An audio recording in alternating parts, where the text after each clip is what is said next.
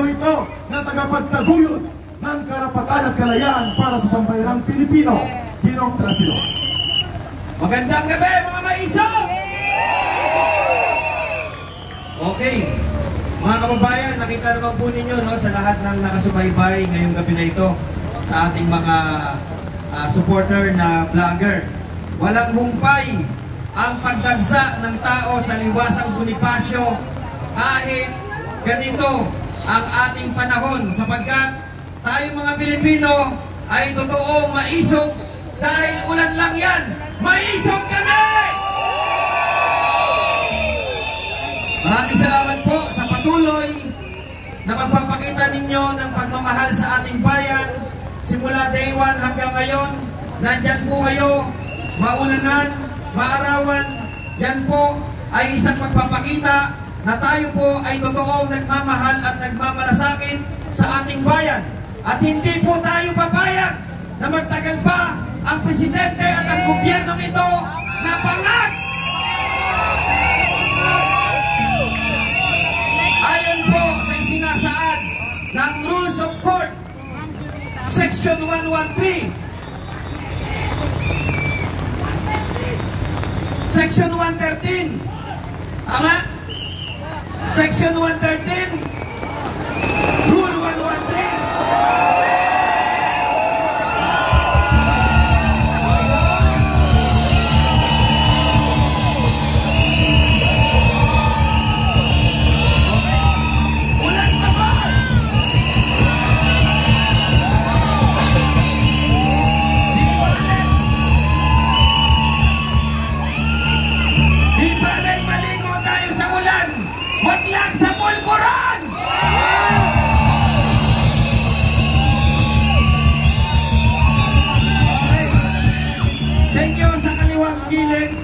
Medyo nalito ako kasi alam niya rin yung gusto kong sabihin, sir.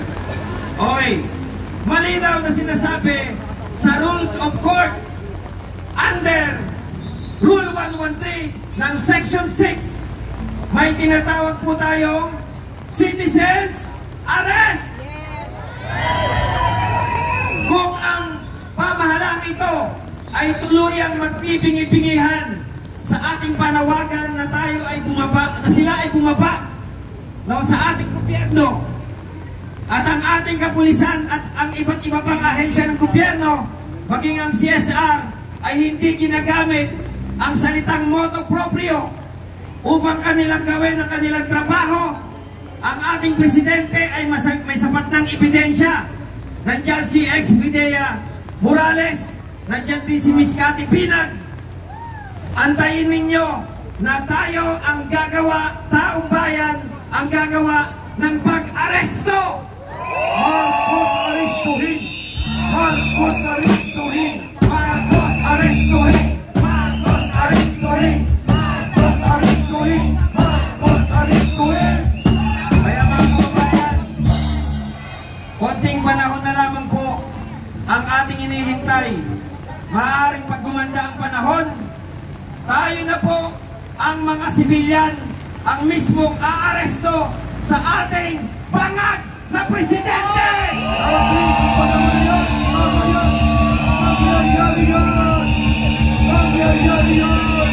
Magandang gabi po sa inyong lahat at mabuhay ang Pilipinong Maiso! Maraming salamat, Brother Placido! Oh, malinaw ha?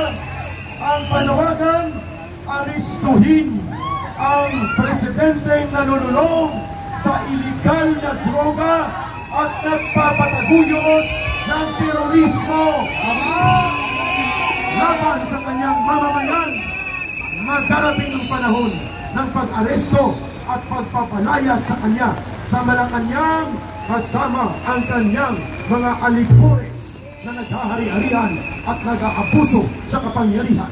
Magaganap yan, Brother Franco. Marcos resign! Marcos resign! Marcos resign! Marcos resign! Marcos resign! Marcos resign! Marcos resign! Marcos resign! Marcos resign! Kaya rin, mga kababayan, gusto nyo ba ng update sa KLJC? Yes! Gusto nyo bang ipahiya ang Philippine National Police?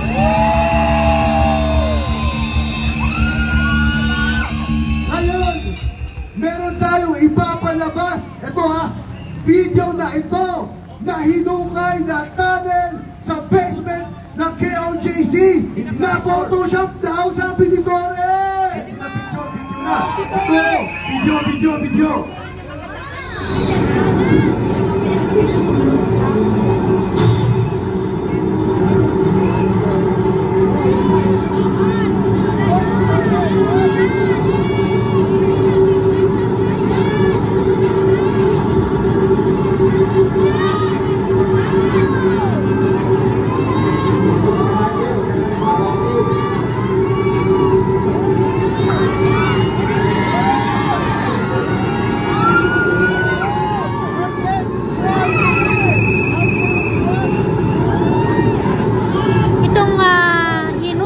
Guys, from day 1 hanggang ngayon ay ini-update na po through SMI News.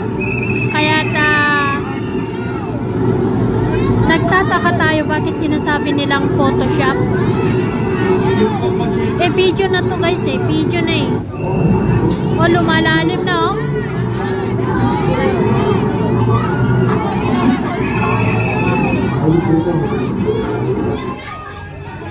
Hindi na para tumalis ito.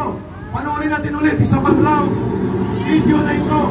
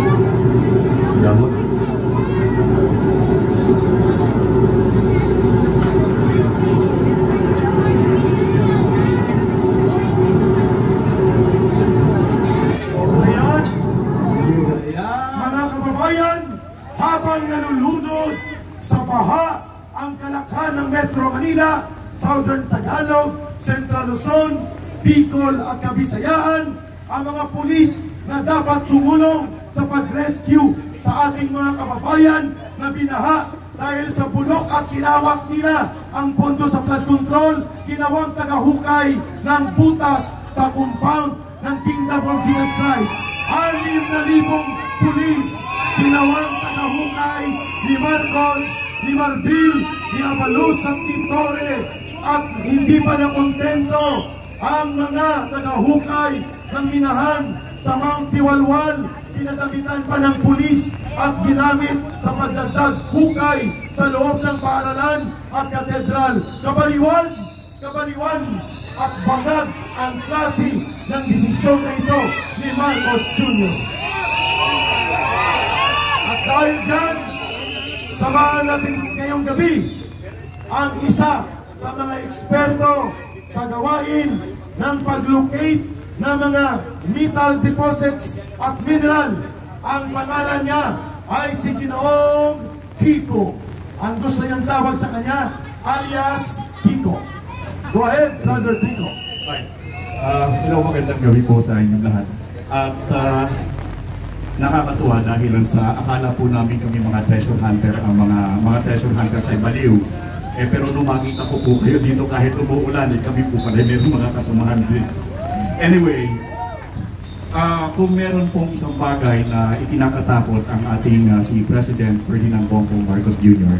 ay ang mangyari sa kanya, yung nangyari sa kanyang ama na tinatalsik ng Amerikano.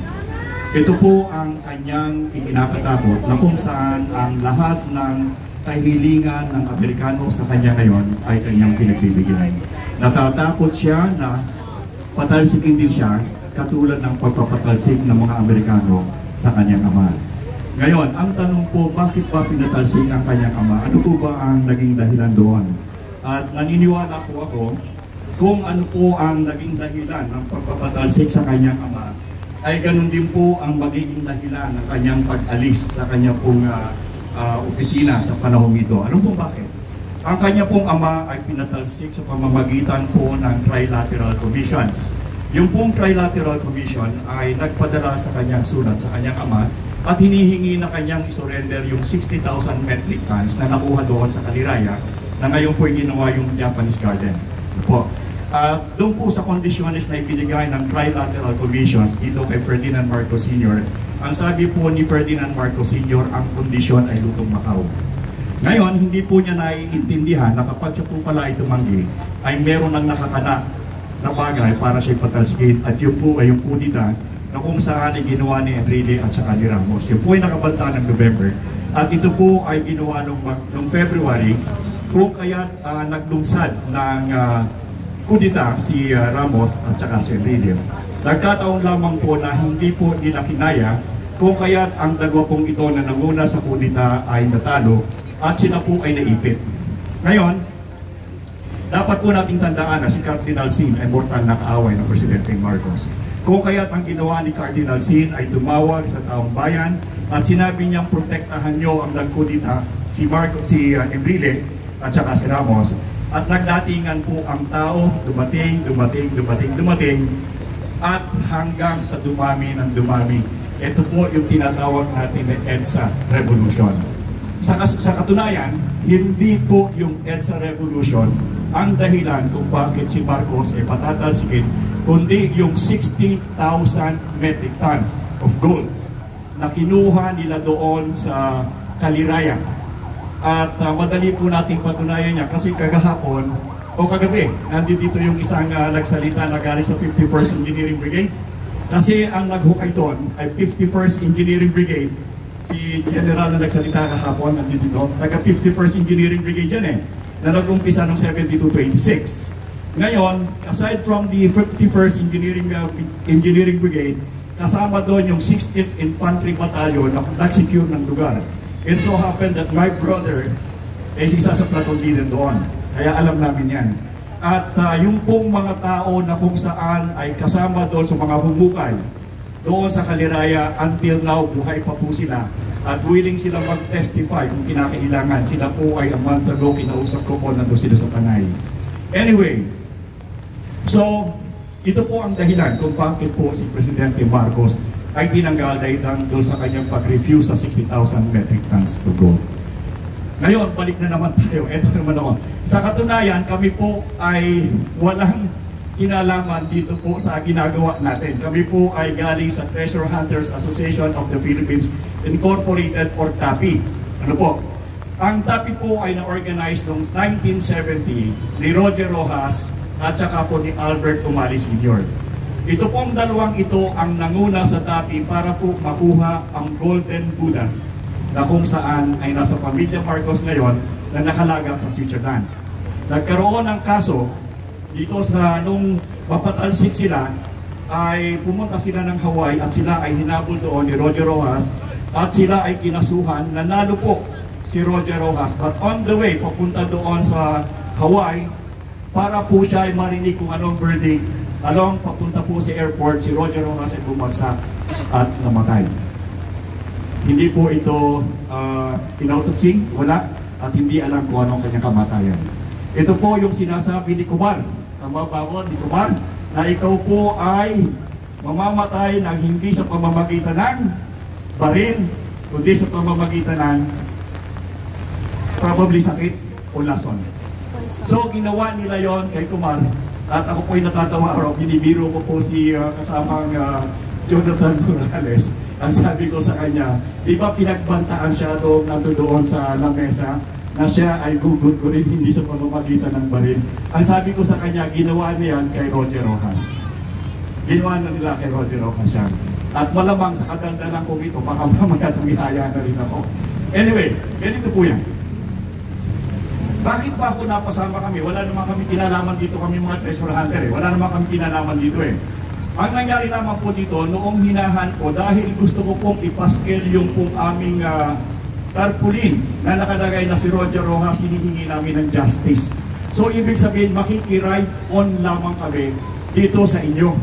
Pagkat ang sabi ko nga doon, gusto ko lang ilagay yung tarpaulin namin, kung kaya't hinabol ko po si Dr. Maite doon sa Pampanga. Kasi all the while, lahat po ng rally na ginagawa ng Maisog ay lagi pong pinupospone or kaya po hinaharang. So nung nandoon po sa Pampanga, pumunta po ako doon at hinanap ko po si Dr. Maite at ang sabi ko, makikiusap ako na pwede ba kaming maglagay ng tarpaulin para lamang makita ng taong bayan. Kasi syempre may mga media-media, makikita yung tarpaulin namin na hinihingi namin ng hustisya si Roger Rojas at sinasabi namin na Bongbong Marcos magbayad ka sapagkat may judgment ang court ng Hawaii na magbayad si ang pamilya ng mga Marcos doon sa ginawa nila kay Roger Rojas at sa pagkuha sa Golden Buddha at doon sa 17 ginto bars at saka doon sa mga diamond. Meron pong judgment doon. At yung po ang gusto kong maipaabot sa Pangulong Marcos na sila ay magbayad. Nakakatawa po ang nangyari sapagkat sinabihan ko po si Dr. Maite na sabi ko, ako po yung tumawag sa iyo sapagkat gusto ko pong humingi ng tulong. Ang sabi ni Dr. Maite, pwede bang may kausap lang ako, pumunta ka doon, kumain ka, kasi nandun kami sa kainan ng chicken house eh. So, ang nangyari po doon, sa madaling sabi, ako po ay napasama sa Maisog at ako po ay nagsalita doon. Si Edka, ako po ang nagsalita tungkol doon si Edka doon po sa Pampanga. At simula po noon hanggang ngayon, napasama na ako dito sa inyo. Alam ko pong hindi ako nagkakamali sapagkat nakita po natin dito itong butas na ito. Kami po ang nakakaintindi ng lahat ng gawa ito sapagkat kami ang Treasure Hunters Association of the Philippines Incorporated. Kami lamang po ang samahan ng recognized ng ating gobyerno para makaalam ng mga bagay nito. Ngayon, umpisahan po natin. At para maintindihan natin kung ano ang nangyayari ito, hindi ko na po sasabihin theory sapagkat kitang-kita na natin ang nangyayari. Una, si General Torre ay may sinabing salitang bunker. Ito pong salitang bunker na ito ni General Torre ang kumuha ng aking atensyon. Kumuha sa akin ng atensyon kasi hindi naman ako nakikialam sa mga ganyan eh. Pero nung sabihin ni General Torre ang salitang bunker, pumasok ito sa aking atensyon. Ang salitang bunker, ang gumagamit lamang yan o ang terminolohiya niyan ay terminolohiya ng mga treasure hunter. Kami lamang po ang gumagamit niyan. Nung sabihin niya ni General Torre, medyo nag-cling sa aking tainga, teka muna, bakit bunker ang hinahanap niya? Okay. Meron pa po akong ngakuan eh. Dahil kung bunker ang hinahanap niya, hindi po siya dapat nag-apply ng search warrant. Kung bunker po ang hinahanap niya, hindi po dapat siya nag-apply ng warrant of arrest. Warrant of arrest. Wala silang search warrant. Search o wala. Okay. Warrant of arrest. Warrant of arrest. Illegal talaga. Hindi po ito ang dapat na kanyang i-apply. Sapagkat ang dapat po niyang ini-apply ay hindi sa husgado, kung dapat po siya nag-apply doon sa NCCA, National Commission for Culture and the Arts. Bakit? Sapagkat mula doon sa National Museum, inilipat ang permit ng treasure hunting sa National Commission on Culture and the Arts. Sila na po ngayon ang hawak. So kung ang ginagawa po ni General Torre ay treasure hunting, hindi po warrant o search warrant ang kanyang kinuha, kundi treasure hunting permit. Okay. Ang tinawagan ko po ang aking kasama kanina at sinabihan ko siya, nung ito'y aking makita, nasabihan niya yung taga-NCCA na puntahan ang lugar na ito sapagkat kung ito ay tunay na treasure hunting, meron silang violation sa treasure hunting permit sapagkat sila ay walang permiso. At ito po ay kayang patigilin. Ang may karapatan po ditong magpatigil ay ang National Commission for Culture and the Arts sapagkat sa kanila inilipat ang treasure hunting permit. Okay, bakit po nasabi ko na ito ay isang pagka-treasure? Una, ang unang ginamit at sinabi ni General Torre ay meron daw silang heartbeat. Heartbeat. Ang tinutukoy po ni General Torre dito ay yung pong tinatawag na life detector. Yung pong life detector ay isang GPR, ground penetrating radar, especially na ginagamit sa mga collapsed building o kaya po ay merong hurricane. Ito po ang kagandahan nitong life detector na ito sapagkat ito po ay real time. Real time ito. Ibig sabihin, kapag itinutok mo ang GPR na ito at merong huminga o may heartbeat doon sa ilalim, ang GPR na ito ay magre-register ng linyang asul at sasabihin niya kung ano ang distansya. Ibig sabihin, real time pwede mong makita yung may heartbeat. Hindi ka na mag-iintay. Kaya nga ito ay life detector at ginagamit sa mga kulap sapagkat emergency purposes. Hindi mo pwedeng intayin sapagkat buhay ang nakataya. So pag ito ay kulay blue, ibig sabihin ay heartbeat. At kapag ito ay may movement, kulay pula, ang magre-register ditong linya, in real time, sasabihin niya kung ano ang distansya. Ibig sabihin, kung ang ginagamit ay life detector, hindi ka pwedeng mag-intay ng kahit ilang minuto sapagkat ang pinag-uusapan ay buhay. Okay? So ngayon, anong nangyari? Parang nagkaroon sila ng problema sapagkat sinabi nila, yung daw natin detect ay una, ang nadidetect daw ng una ay daga at yung ikalawa ay tubig. So, in other words, meron po silang pinalitan ng gamit. Ginamit po nila yung kung tinatawag na proton elect LD8. Yung kung nakita nyo kanina ginagamit dito. Ito po yung life detector. Okay? Ito yan. Pero kanina yung nakita nyo ginagamit doon sa butas, yun po ay proton elect LD8. Made in Turkey. At ito po ay military grade. Ito po ang ginagamit kapag po nagko-convoy ang mga sundalo. Nandun sila sa unahan, nakatutok ang LD8 or LD16. Dahil ito ay may capability ng 1 kilometro, kaya niyang i-identify kung merong metal na dadaanan, kung merong mga bomba. Pero ito ay ibinenta ng Turkey sa mga treasure hunter. Kasi sa electromagnetism nito, pag ito ay tinutok mo sa baba, capable ito ng 40 meters na magbigay sa iyo ng mineralization. Kaya yung nakikita niyo pula, yan pula yan at saka yun, mineralization yan. Pero hindi ibig sabihin, dito agad yan. Okay? So, isa pa, bakit merong mga sundalo na marami? Ini-expect nila na makukuha nila ang laman. At merong helicopter na malaki na nando sa taas. Yun ang kayang pagdala ng tuni kung niladang laman. Kung may laman ito. So hindi si Pastor Apollo Kibuloy ang hinahanap nila. Ang hinahanap nila ay ito.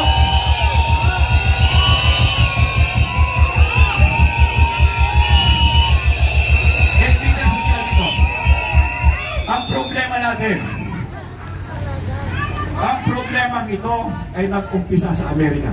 Hindi dito nag-umpisa yan.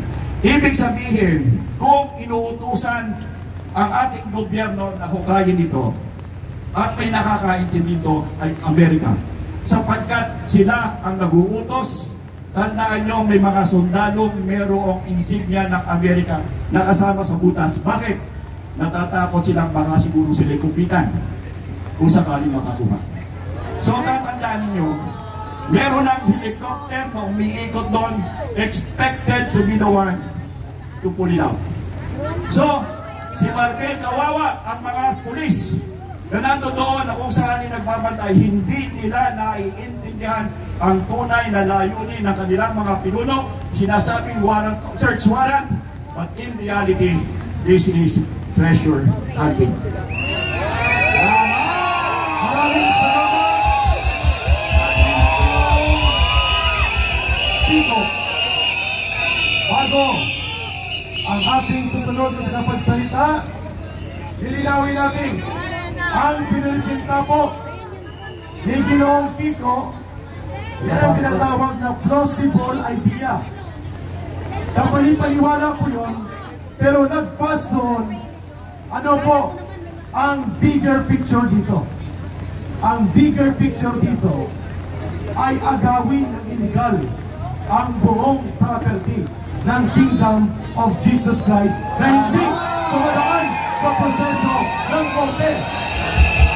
Treasure hunting man o hindi, warrant of arrest man, malinaw na interesado ang gobyerno ni Marcos na agawin ang buong compound ng Kingdom of Jesus Christ at nailatag kanina na ang layunin nito ay gamitin din bilang base militar o bahagi ng EDCA. Matagal nang gustong sakupin ng Amerika ang malaking bahagi ng Mindanao at ang isa sa estratehikong area na gusto nilang posisyonan sa Mindanao ay ang Davao Region, especially ang Davao City. So hindi rin po malayo na nagpas pa sa kanilang fishing expedition o treasure hunting. Ang interes nila ay illegal, kriminal na sakupin ang compound of Jesus Christ, kaya hindi na po ito serving of warrant of arrest, kundi illegal na pangangamkam ng pribadong pagmamayari ng isang reliyosong organisasyon.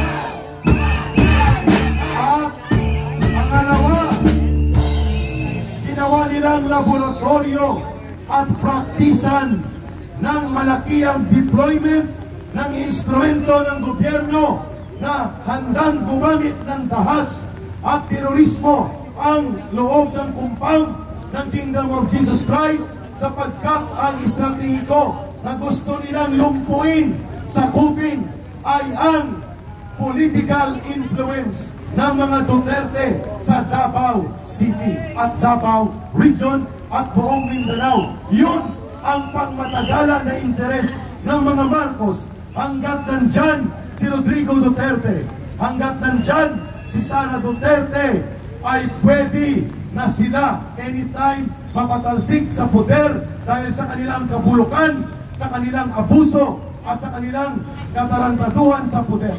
At malinaw din po na hindi nila gusto na umalis lagpas pa sa 2028. Therefore, ang issue ngayon sa loob ng Kingdom of Jesus Christ is a prelude sa mas malaki at marahas na inihanda ni Marcos at ng Amerika na paglumpo at pagparalisa sa impluensya at poder ng mga Duterte sa Davao at sa Mindanao partikular na. Yun po ang pangmalakihan na hitsura. Saan ito lahat hahantong? Hahantong ito sa pag-agaw, paglumpo sa impluensya ng mga Duterte upang manatili ang pagkamkam sa poder ng mga Marcos lagpas pa sa 2028. Para ito ay dagdagan pa, tawagin natin ang isa pang gustong magpahayag na rin ng saloobin nila